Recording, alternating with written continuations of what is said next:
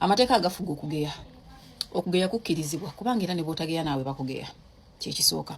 Ekyokubiri kati omuntu ng'oli mumwe abaserebu ffe tetuli mumwe ba celebrity mwe abamanyikiddwa abali popular bwe wali nnyo okuleka obujulizi. Nina maama wange ensambi awo yaŋŋambanga mwana wange eriyo ebintu ng'omuntu olina kimugamba maaso ku maaso akulumirize nga talina bujulizi nga yekka yakulumiriza naye nga naawe gasi kikugamba nga naawe omugazi kikugambanga kubanga tewali bujulizi naye bw'oleka obujulizi ekyo kiba kirala. Waliyo ekika ky'olugambo nga bisenge bye birina okuba ebijulizi okitegeera. Kati amateeka amalala agafuga olugambo characters ze mba mugenda okwogerako muziwa amannya ne bw'obanga ku simu oli ng'agamba ogamba gundi tokkiriza nti gw'ogamba gwe yo paati y'okugamba gundi okudda mugibuuke genda ku kyoyagala okwogera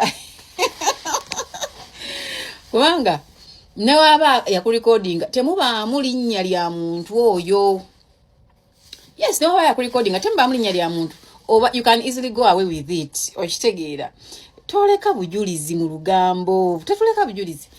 Nze mpozi mwami Suga ye mubuulira amannya g'abantu kuba kati sikiwa nti ayinza okukwera ku makya n'agamba mbu omukazi yanyiziza nnyo mbundeete tasobola. Naye kati baganda bange mmwe abalala mwana ddala mwe abamanyifu nga munyumya n'abantu abalala characters emwogerako zifunira amannya gwagenda okukola olugambo kubanga ne gw'obogamba abamanyi bemugeya ne bwaleeta amannya gwe torepeatinga muleke yali eyogerere gwe torepeatinga nti ne bwanaaba atadde audio gamba nze saayogera ku linnya lyoyo nali njogera ku muntu mulala ono ayingizaamu muyingize. Toleka bujulizi eriyo olugambo nga lwetaaga maaso ku maaso. Waliwo nze abantu bengamba nina kinjaga kugamba naye kya maaso ku maaso ku maaso. Ekirala obeera ng'oli kuno nga oli mumanyifu tonnyonnyola buli wonnyonnyola abantu bayongera okurealizinga n'okuzuula obunafu bwo. Ekirala kati mmwe abantu abakola akantu nga ttiimu kantu amateeka gano nammwe gabakwatako naddala nga mulimu akavuyo akazze omu ku ttiimu yammwe kubanga mmwe mukola akantu mmwe muyina pawa zaawe ezitambuza akantu kammwe mukazire muzirenga olutalo lwonna oluzze nga lulimu omuntu wammwe ddala bw'aba wammwe kubanga nammwe muyinza okubeera nga mwennyini temweyagalangako butyanga mubaawo naye nga mukola which is okay because you don't need to be friends to work together. But if you really muyina ttiimu yammwe nga y'akantu owakantu munnammwe bw'agwa mu muswiba mwe mwewala okudiscussinga kuwadde mu bulungi kubanga era ne bw'onogwogerako mu bulungi ogenda kutuwaawo loophole kwe tugenda okujja tuwogere tukole continuity. So ate ttiimu yonna bw'enaatuula n'egamba kano ffe tukazize ne musiba ekikookolo ng'oli ne bw'ayogera. Let me give you an example. Waliwo wano olutalo lwali balutadde ku Mirikwezi nga luli ku Mirikwezi n'ezaawedde ttiimu Mirikwezi twagamba olutuluzize ne tuluzida nga ne bw'oleta emboozi nga ne bw'ojja ku peegi yange n'oyogera ku Mirikwezi mpitawo obuyisi.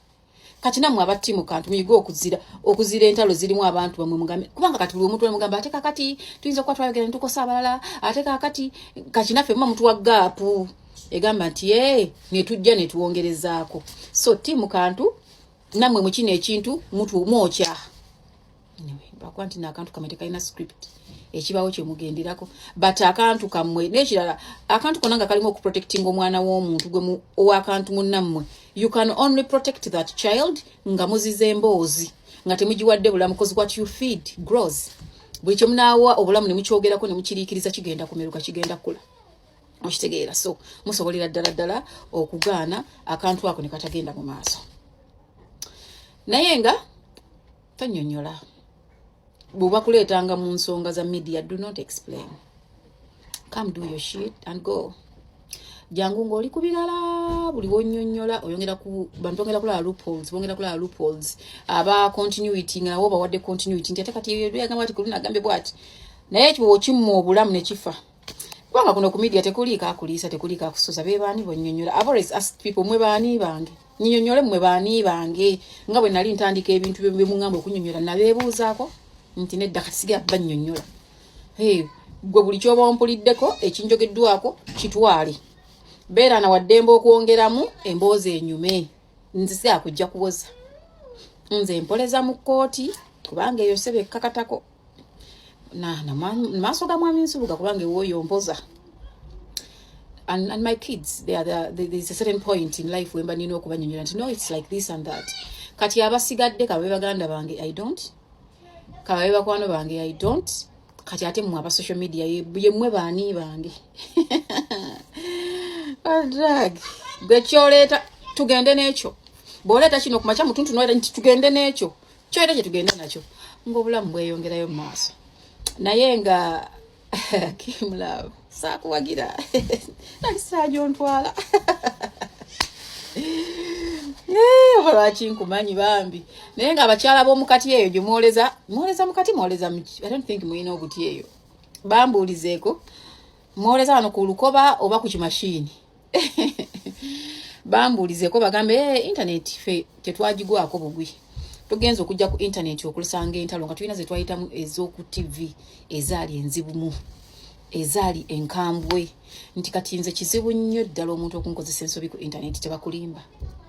I only wake up in the morning ninga ngenda kuonoona nze mwennyini nga ntegeera bulungi kuba sinywa mwenge sitamiira nenzikiriza nti kati ngenda kuokyamuuko nenzija nenjokyamuuko but no one can make me do a mistake. No. Chovola bayenze Fifi the queen. Guno omuzannyo ndi kabaka ndi queen. Ngumanyi bulungi nnyo nnyini ddala. Nti oli ne bwajja n'atuya n'obukoowe Fifi kiri. Bw'omaliriza mukwano era nga nzija gamba yenze Fifi the queen obadde ogamba otya. You don't explain. Because when you explain, omaliriza olusi emotionally nga abakucrashing sizza. Naye n'ekirala temwerabira amakiteeka gemba badde agafuga olugambo. Ngo otoleka bujulizi. Secondly, abantu bano bemulabye obukulu oba obukadde. You people. Nze mpise embyeza abantu zebagamba ze nnina zikyantaasizza bingi. And you write me. It can never be me. Oh, never. Internet. Nenga Jaden tukwagaliza okuwona okulungi. Mukama Katonda kuteremu ekisa akukingirize byonna. Mukama yimirire masekati g'abasawo. Mukama akozesa abasawo abo. Process etambule bulungi okomewo ku internet because we need your character on this internet. We need you. Kubanga nze nawe tetulina mpisa. Komawo nga bwe batalina mpisa kati nawe wazze ku list yaffe. Komawo ng'oli mulamu ka sweet. Process etambule bulungi mukama akutegeka ekisaki. One. Okomewo kubanga ate katugenda kuba olina nkuba mpya. Tunakusobola. But anyways, Yenze Fifi the queen. Oh yeah, that's my name for the newcomers. Nakafuna messages bitana na mubiri. Nga bannayuganda bantendereza obukugu bwennina kukulabisa bannabyabufuzi ab'obufere. Omanyi nababuusa luli nti Kadingo ayitamu era n'olunaku lwe yayitamu ne mbagamba nti omukulu abadde ava ggulu emmoroka baziwadde liidikka n'atuuka ne ku immigration abakozi abakola ku kisaawe Entebbe ne babajjawo. Tomola batosobola kulaba wadde ekifaananyi kya mukyala we wadde eky'omwana ng'ali ku kisaawe. Teri akirina basooka kkiriyalingawo omukulu n'ayitawo mission eggwe bulungi. Bino byabalimbalimba nti yagenze leero omukulu yayita mudda. Era bw'aba ayagala okumprovinga alege abantu passport ye. Tulage passport yo. Wano mu Uganda noyita ku kisaawe ne batakuba kifaananyi. Kalulu akawedde aka 221 mukyalawo baamukuba ekifaananyi n'abaana. Ku luno watikka n'embwa. Abaana n'embwa ne mukyalawo n'obatwala mu America naawe gy'oli era bulijjo gy'oli. Ky'oyagala okutugamba osobola okufuna ezigolole suuti ezisala ebirevu ne bizikubula. Oli kuba na Uganda obuzaabuza, oli ku munyago wafubutuka ggulu. Omukooto yakuteeka mu mmoroka Manisuru ne bagiwa ne liidikka. Wagenda okutuuka ku immigration nga n'abakolawo baabajjeewo. Kadingo lekerawo okubuzaabuza bannayuganda wayita mudda. Bannayuganda wabukuŋŋaanyaamu essente ndizijjako dikiteta toziwanga nambalirira. Omaze okukwata omunyago gwa mwami Museveni gwe yakuwa okuwuddiisa abantu ogenze mu vacation. Nabagamba Kadingo yayitamu. Kati baani abaali bampakanya. Towakanyanga information Calvin Kayanja gyakuwadde mu State House ntuuka bulungi, ewa Museveni ntuuka bulungi, abo opposition mbali mu bwenti. Kati bwe nkugamba omuzannyo oguliwo ne gye gwazannyirwa. Omukulu yafubutuka ggulu yaliko ne liidikazi. Paka okumutuusa Entebbe ku kisaawe. Bw'aba wakana gwatuwe sitampu ya passport kwe yagendera.